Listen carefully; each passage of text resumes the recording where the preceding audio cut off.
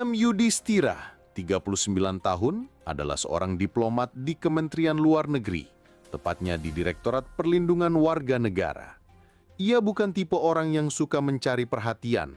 Rekan-rekannya mengenalnya sebagai pribadi yang teliti, pendiam, dan sangat berdedikasi. Namun di balik sikap tenangnya, Adam sedang memegang sebuah kasus yang luar biasa berbahaya. Ia baru saja ditugaskan sebagai saksi ahli sekaligus pemegang data kunci dalam penyelidikan sindikat internasional tindak pidana perdagangan orang.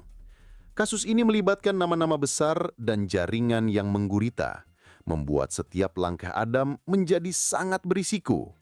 Karena tugasnya yang intensif di Jakarta, ia menyewa sebuah kamar di Wisma Cendana, sebuah rumah kos premium di kawasan elit Menteng, untuk beberapa minggu. Kamar nomor 308 menjadi tempat tinggal sekaligus ruang kerjanya. Ruangan itu tidak terlalu besar, hanya berisi satu tempat tidur, meja kerja, lemari, dan kamar mandi dalam.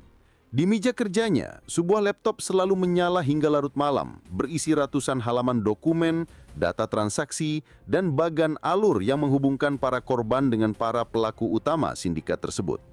Adam sadar sepenuhnya akan bahaya yang ia hadapi. Karena itu, ia selalu memastikan pintu kamarnya yang menggunakan sistem kunci kartu pintar atau smart lock selalu tertutup rapat. Ia percaya sistem keamanan modern itu bisa melindunginya. Ia tidak pernah tahu bahwa ancaman terbesar bukanlah datang dari upaya mendobrak pintu, melainkan dari konspirasi yang sudah merasuk ke dalam sistem internal Wisma itu sendiri. Setiap malam sebelum tidur, ia selalu menelpon istrinya di Yogyakarta, memberinya kabar tanpa pernah sedikit pun menyinggung tentang tekanan atau ancaman yang mungkin ia rasakan. Baginya sikapnya yang terlalu tenang inilah yang justru membuatnya menjadi target yang mudah dipetakan. Wisma Cendana dikelola oleh dua sosok kunci, Pak Basuki, sang pemilik, dan Suryo, penjaga kos kepercayaan yang sudah bekerja belasan tahun. Pak Basuki adalah seorang pengusaha yang penampilannya selalu necis, tetapi di balik layar, bisnisnya sedang diambang kehancuran. Ia memiliki hutang dalam jumlah besar kepada pihak yang salah, dan para penagih hutang mulai bertindak agresif. Suryo, di sisi lain, adalah pria sederhana yang sangat patuh. Ia tidak banyak bicara dan akan melakukan apapun yang diperintahkan oleh Pak Basuki tanpa bertanya. Baginya, Pak Basuki adalah penolong yang memberinya pekerjaan. Kepatuhan buta Suryo dan kerakusan Pak Basuki yang terdesak keadaan menciptakan kombinasi sempurna untuk sebuah kejahatan. Sekitar seminggu sebelum kematian Adam, seorang pria berpakaian api menemui Pak Basuki di kantornya. Pria itu memperkenalkan diri sebagai konsultan bisnis dan langsung ke pokok persoalan. Ia tahu tentang masalah keuangan Pak Basuki. Ia menawarkan sebuah solusi. Sejumlah besar uang tunai cukup untuk melunasi semua hutangnya dan memulai hidup baru. Syaratnya ada dua. Pertama, berikan akses penuh terhadap sistem CCTV Wisma, termasuk kata sandi ke digital video recorder atau DVR. Kedua, perintahkan Suryo untuk mengikuti instruksi dari sebuah nomor telepon sekali pakai pada malam yang akan ditentukan. Pak Basuki awalnya ragu, keringat dingin membasahi keningnya. Ia sadar ini bukan permintaan biasa. Namun bayangan lilitan hutang dan ancaman para penagihnya membuatnya gelap mata. Ia akhirnya setuju. Sore harinya ia memanggil Suryo.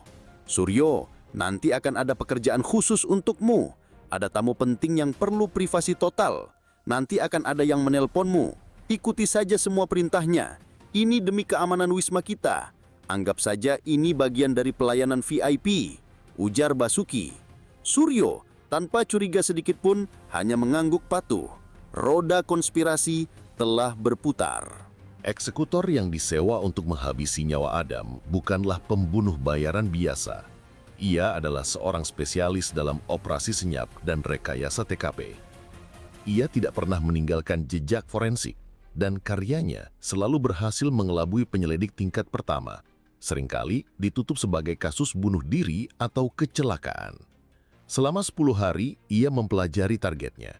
Dari sebuah unit apartemen di seberang jalan, dengan peralatan canggih, ia memetakan segalanya. Ia tidak hanya mengamati Adam, tetapi juga seluruh ekosistem Wisma Cendana. Ia tahu jadwal pergantian penjaga. Ia tahu di mana letak ruang server CCTV. Dan yang terpenting, ia menemukan kelemahan desain pada jendela kamar-kamar di lantai 3. Jendela itu bisa dibuka dari luar dengan sebuah alat khusus berbahan logam tipis yang kuat, tanpa meninggalkan bekas congkelan yang jelas. Rencananya pun terbentuk. Ia tidak akan masuk melalui pintu. Ia akan masuk melalui jendela saat targetnya sudah tertidur. Namun, ia butuh CCTV mati total pada saat ia beraksi. Disinilah peran Pak Basuki dan Suryo menjadi penting. Sang eksekutor tidak perlu repot-repot meretas sistem dari jarak jauh. Ia hanya perlu memberikan instruksi. Melalui telepon sekali pakai, ia menghubungi Suryo dan memberinya perintah yang sangat spesifik dan sederhana. Pada jam yang akan saya tentukan, pergi ke ruang server. Di sana ada alat perekam CCTV berwarna hitam, DVR. Cabut kabel powernya. Di sebelahnya ada kotak putih dengan lampu berkedip, router internet. Cabut juga kabel powernya. Jangan bertanya, lakukan saja dan bosmu akan sangat berterima kasih. Bagi sang eksekutor, membunuh itu mudah. Yang sulit adalah menciptakan cerita yang akan dipercaya semua orang sesudahnya. Dan untuk Adam Yudhistira, cerita yang ia siapkan adalah sebuah tragedi bunuh diri seorang diplomat yang depresi. Malam eksekusi telah ditentukan. Sang eksekutor sudah berada di pos pengawasannya di seberang jalan, memonitor pergerakan Adam melalui akses CCTV yang sudah ia miliki. Ia melihat Adam pulang sekitar pukul 19.45 menit dan masuk ke kamarnya pada pukul 20. Ia menunggu dengan sabar. Operasi ini membutuhkan ketenangan dan presisi waktu yang sempurna. Ia perlu memastikan Adam sudah benar-benar berada di dalam kamar dan tidak akan keluar lagi untuk waktu yang lama. Ia terus mengamati, menunggu momen yang paling lengang. Tepat pukul 21.11 menit, sang eksekutor mengirimkan pesan teks ke telepon sekali pakai yang dipegang Suryo. Pesan itu hanya berisi satu kata, sekarang. Di Wisma Cendana, Suryo yang sedang berjaga di pos depan menerima pesan itu. Jantungnya sedikit berdebar, tapi ia teringat pesan Pak Basuki. Dengan langkah santai agar tidak menarik perhatian, ia berjalan menuju ruang server di lantai dasar. Ruangan itu tidak terkunci. Di dalamnya, sesuai instruksi, ia melihat sebuah kotak hitam besar dengan beberapa lampu kecil menyala, DVR. Di sebelahnya, sebuah router internet juga berkedip. Tanpa berpikir panjang, ia membungkuk dan mencabut kedua kabel power dari stop kontak. Seketika, layar monitor CCTV di pos jaga menjadi gelap. Semua kamera di Wisma, termasuk di koridor lantai 3, mati total. Di seberang jalan, layar laptop sang eksekutor juga kehilangan sinyal. Jendela kegelapan selama 1 jam lebih yang ia butuhkan kini telah terbuka. Ia segera berkemas, mengenakan pakaian serba hitam, sarung tangan, dan peralatannya. Waktunya beraksi telah tiba. Kematian Adam Yudhistira kini tinggal menunggu waktu. Sebelum semua mata digital di Wisma Cendana dibutakan, rekaman CCTV sempat menangkap jam-jam terakhir kehidupan normal Adam Yudhistira. Pukul 19.57, kamera di lobi merekamnya masuk, membawa sebuah tas kerja di tangan kanan dan sebuah kantong plastik putih berisi makanan di tangan kiri. Ia tampak lelah, namun berjalan dengan tenang. Ia menyapa Suryo di meja resepsionis dengan anggukan singkat sebelum naik ke kamarnya.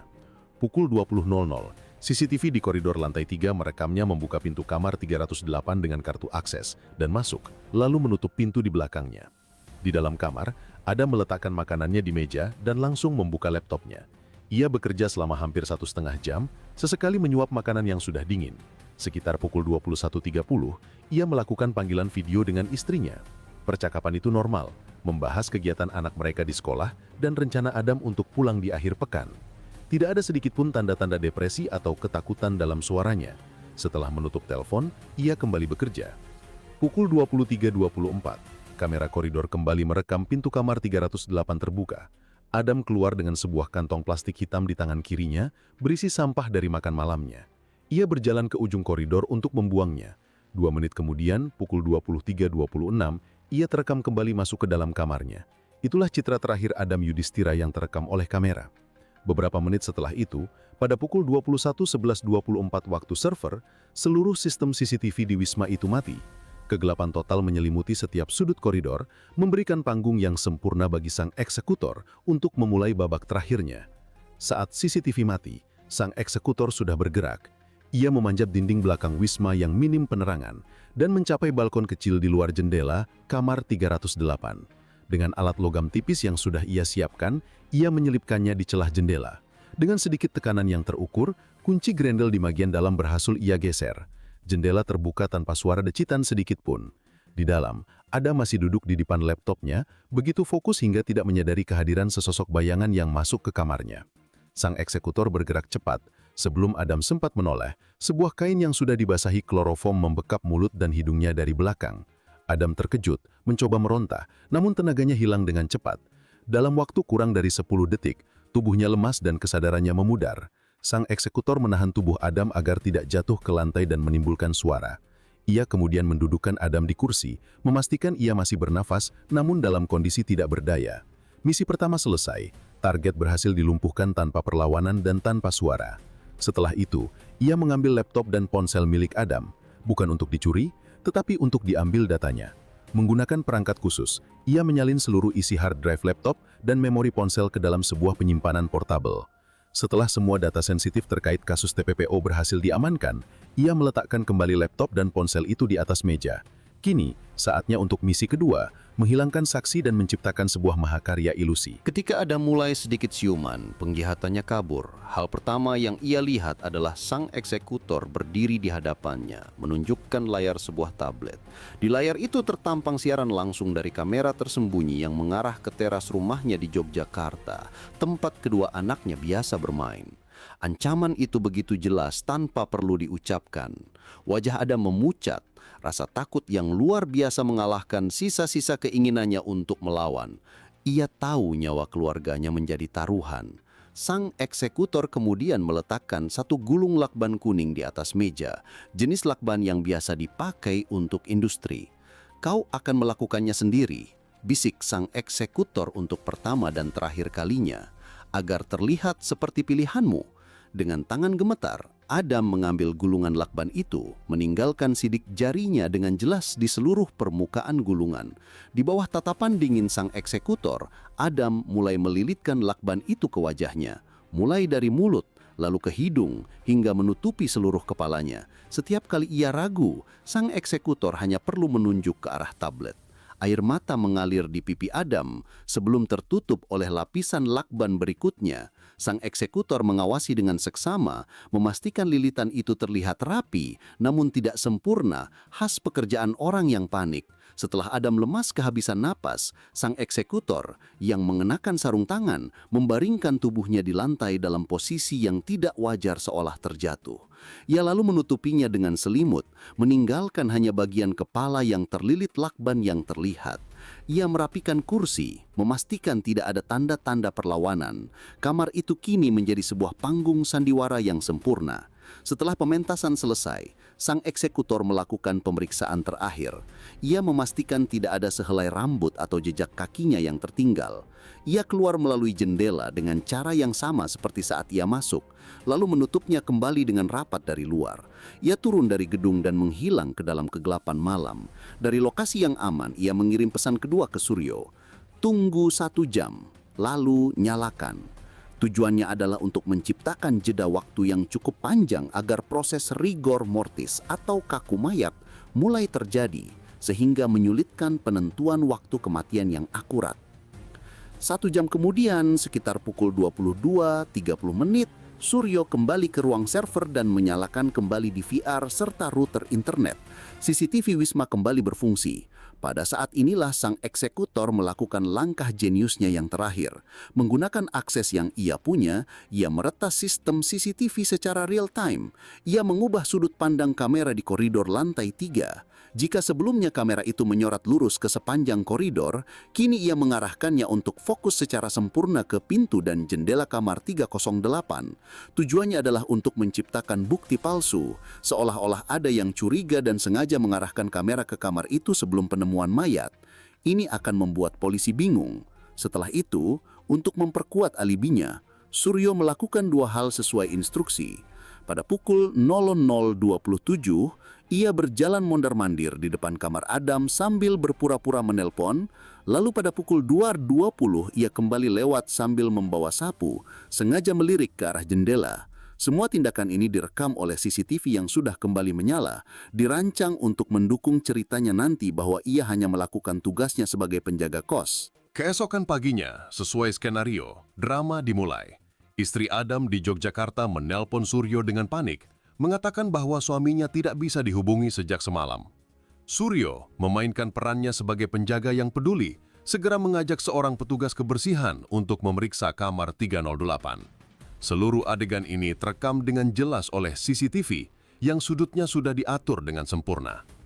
Mereka tiba di depan pintu, mengetuk berulang kali dan memanggil nama Adam. Tidak ada jawaban. Suryo mencoba membuka pintu dengan kartu akses master, tetapi gagal. Pintunya dikunci dari dalam. Katanya kepada rekannya, cukup keras agar suaranya mungkin terekam oleh mikrofon CCTV. Lalu, Suryo memulai bagian terpenting dari sandiwaranya. Ia menyalakan kamera ponselnya dengan alasan untuk dokumentasi bagi pemilik dan keluarga. Kemudian, ia mendekati jendela. Dengan gerakan yang sangat efisien, ia mencongkel jendela itu hingga terbuka. Gerakannya terlalu ahli untuk seseorang yang melakukannya karena panik. Ia memasukkan tangannya, meraih grendel pintu dan membukanya dari dalam.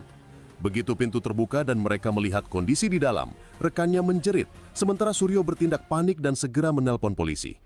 Kepada polisi yang datang, ia menceritakan semua kronologi versinya. Ditelepon istri korban, mencoba membuka pintu dan terpaksa membuka jendela. Ia juga menyerahkan rekaman CCTV dan video dari ponselnya sebagai bukti kejujurannya.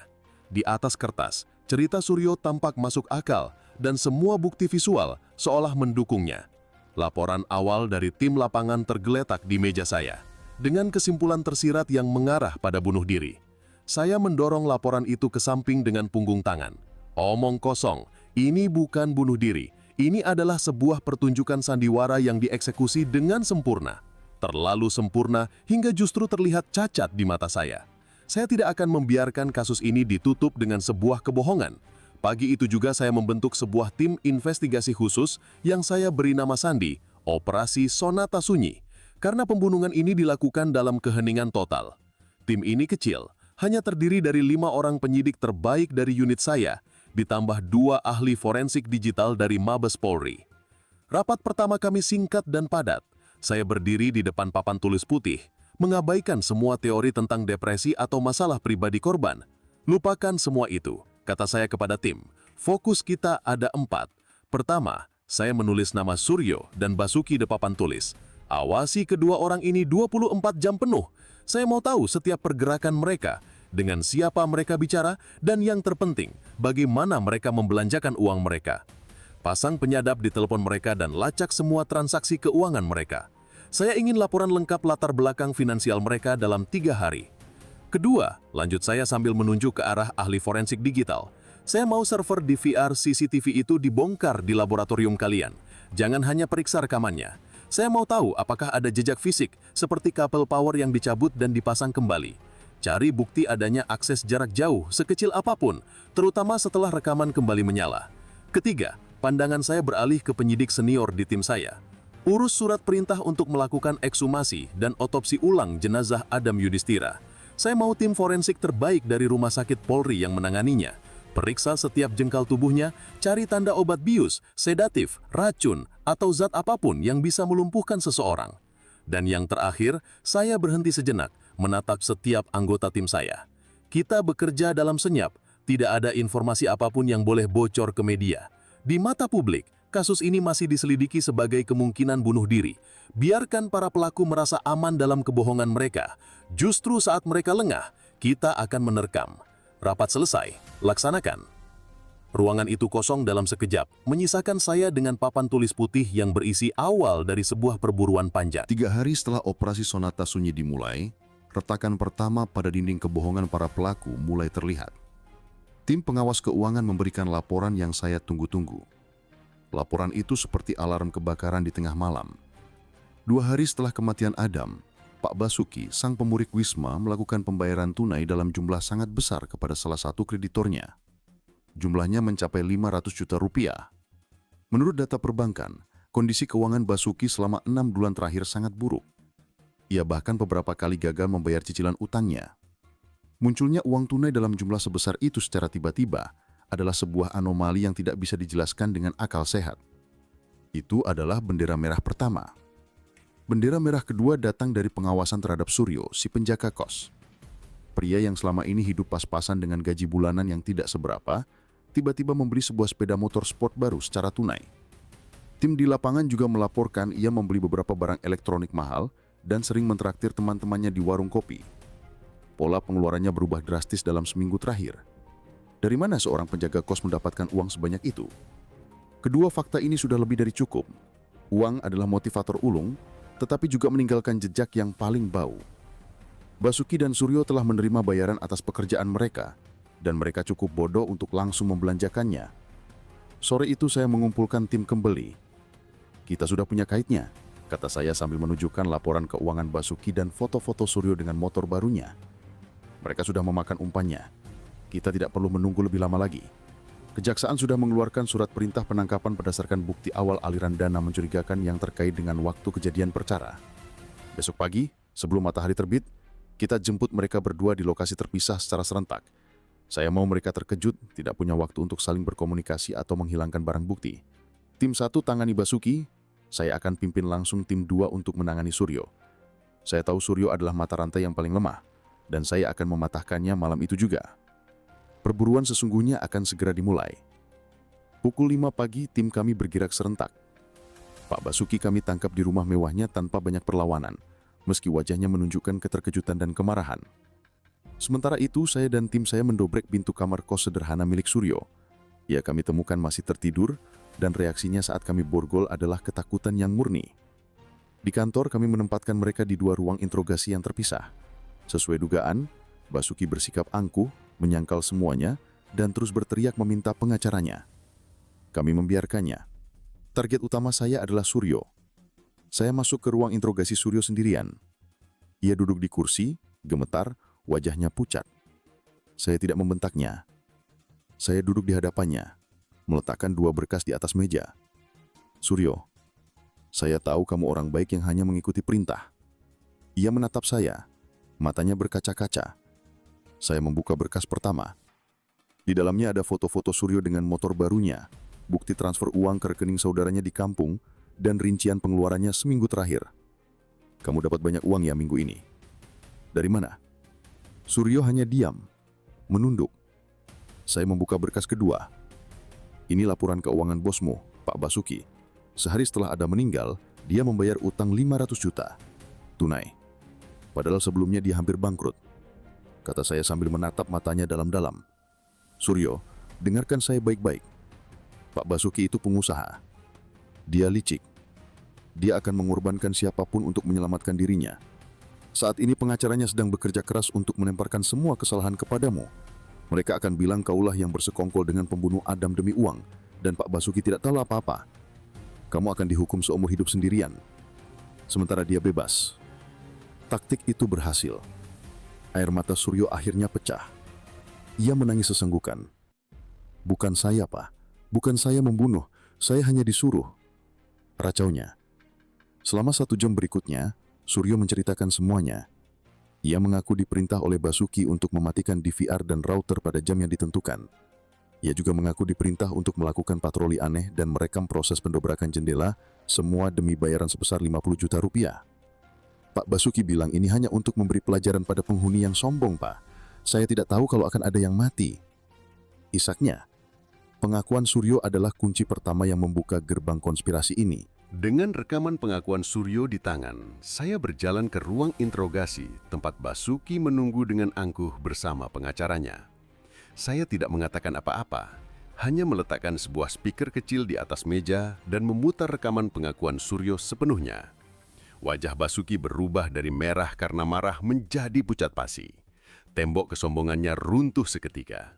Pengacaranya pun terdiam, tahu bahwa posisi kliennya sudah tidak bisa diselamatkan. Setelah rekaman selesai, saya menatap Basuki. Sekarang giliran Anda bercerita. Atau saya akan memastikan Anda mendapat tuntutan maksimal sebagai otak pembunuhan berencana, berdasarkan kesaksian pegawai Anda. Basuki akhirnya menyerah. Ia mengaku telah dihubungi oleh seorang perantara yang menawarkan uang untuk membereskan masalah utangnya. Namun, ia berkesiras bahwa kesepakatannya adalah untuk mengambil data dari laptop Adam, bukan untuk membunuhnya. Ia mengira ini adalah kasus spionase perusahaan. Orang itu bilang target adalah seorang pegawai yang membocorkan rahasia perusahaan, Mereka hanya perlu mengambil kembali datanya. Mereka butuh CCTV mati agar operasinya tidak terekam. Saya tidak tahu mereka akan membunuhnya, dalihnya. Ia memberikan deskripsi fisik perantara itu, seorang pria berperawakan tegap dengan bekas luka di pelipisnya. Di saat yang bersamaan, telepon saya berdering. Panggilan itu dari laboratorium forensik. Kabar yang mereka bawa adalah paku terakhir untuk peti mati para pelaku. Pertama, analisis digital pada DVR CCTV mengkonfirmasi adanya jeda daya selama tepat 78 menit. Lebih penting lagi, mereka menemukan jejak remote login atau akses jarak jauh ke sistem beberapa menit setelah DVR kembali menyala. Jejak ini sangat canggih, dilapis melalui berbagai server di luar negeri. Namun, jejak terakhir mengarah ke sebuah jaringan telepon satelit terenkripsi yang sering digunakan oleh organisasi kriminal tingkat tinggi. Ini membuktikan adanya keterlibatan seorang profesional. Kabar kedua datang dari tim otopsi ulang. Mereka menemukan residu midazolam, sejenis obat penenang kerja cepat dalam sampel darah Adam. Korban telah dibius sebelum dieksekusi. Semua kepingan puzzle kini mulai menyatu dengan sempurna. Kasus ini telah berevolusi. Dari yang semula diduga bunuh diri, kini menjadi kasus pembunuhan berencana oleh sindikat internasional. Suryo dan Basuki hanyalah bidak kecil yang dikorbankan. Target kami sekarang ada dua. Sang eksekutor alias si hantu yang masuk ke kamar Adam dan dalang utama di balik semuanya. Berbekal deskripsi perantara dari Basuki dan data jaringan telepon satelit dari Lab4, tim saya mulai bekerja sama dengan Interpol. Kami menyebarkan sketsa wajah perantara itu ke seluruh jaringan kepolisian internasional. Fokus saya beralih ke motif. Jika ini semua dilakukan untuk mengambil data, maka dalangnya pastilah orang yang paling terancam oleh data tersebut. Tim saya berhasil memulihkan sebagian kecil data dari laptop Adam yang telah dihapus secara profesional. Di antara fragmen data yang berhasil diselamatkan itu, ada beberapa nama dan alur transaksi terkait kasus TPPO. Satu nama terus muncul sebagai kepala dari semua operasi, yaitu Prakoso Wijoyo, seorang Taipan yang memiliki bisnis di berbagai sektor dan dikenal memiliki koneksi yang sangat kuat di dunia politik dan penegakan hukum. Dialah yang akan hancur jika laporan Adam dipublikasikan. Kami segera menempatkan Prakoso Wijoyo dalam pengawasan tingkat tinggi. Kami melacak semua komunikasinya, mencari hubungan antara dia dengan perantara atau jaringan telepon satelit yang digunakan sang eksekutor. Selama berminggu-minggu kami tidak menemukan apa-apa. Prakoso terlalu lihai. Ia tidak pernah berkomunikasi secara langsung. Namun kami tahu, cepat atau lambat, setiap penjahat pasti akan membuat kesalahan. Kami hanya perlu menunggu dengan sabar sambil terus menekan setiap jaringan yang terkait dengannya. Berharap salah satu dari mereka akan panik dan membuat langkah yang salah. Perburuan ini telah memasuki level tertinggi, sebuah permainan catur melawan seorang raja yang sangat kuat. Setelah hampir 2 bulan penyelidikan senyap, langkah salah yang kami tunggu-tunggu akhirnya terjadi. Bukan dari Prakoso, tetapi dari sang eksekutor. Interpol Cabang Asia Tenggara memberikan informasi bahwa jaringan telepon satelit dengan enkripsi yang sama baru saja aktif di Batam, Kepulauan Riau, untuk merencanakan sebuah pekerjaan baru. Sang eksekutor ternyata cukup arogan untuk kembali beroperasi di wilayah Indonesia. Kesempatan emas ini tidak kami sia-siakan. Sebuah tim gabungan dari unit saya dan Densus 88 segera diterbangkan ke Batam. Setelah 3 hari pengintaian yang menegangkan, kami berhasil menentukan lokasi persembunyian sang eksekutor di sebuah villa mewah di kawasan Nongsa.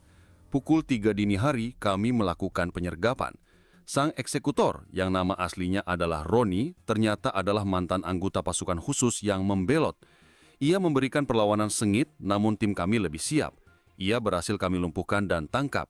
Di vilanya, kami menemukan sebuah tas berisi peralatan khusus untuk membobol kunci dan jendela, beberapa paspor palsu, dan yang terpenting, sebuah hard drive terenkripsi. Pakar kami berhasil membukanya, dan di dalamnya kami menemukan salinan penuh dari data laptop Adam Yudhistira. Kemenangan besar pertama telah kami raih. Dengan bukti data dari laptop Adam dan kesaksian sang eksekutor yang akhirnya kami dapatkan setelah interogasi panjang, kami akhirnya memiliki cukup bukti untuk menjerat sang dalang utama. Pagi harinya, saya memimpin langsung tim penangkapan ke menara perkantoran milik Prakoso Wijoyo di jantung Jakarta. Tanpa membuat keributan, kami masuk ke ruang kerjanya yang mewah di lantai 50. Prakoso sedang duduk di kursi kulitnya, menatap kami dengan dingin, seolah sudah menduga hari ini akan tiba. "Prakoso Wijoyo," kata saya sambil menunjukkan surat perintah penangkapan. Anda ditangkap atas dugaan menjadi otak pembunuhan berencana terhadap seorang diplomat negara, Adam Yudhistira.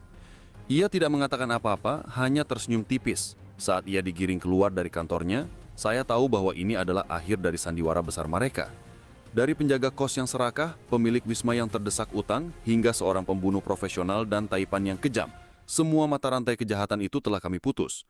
Kasus Sonata Sunji secara resmi ditutup.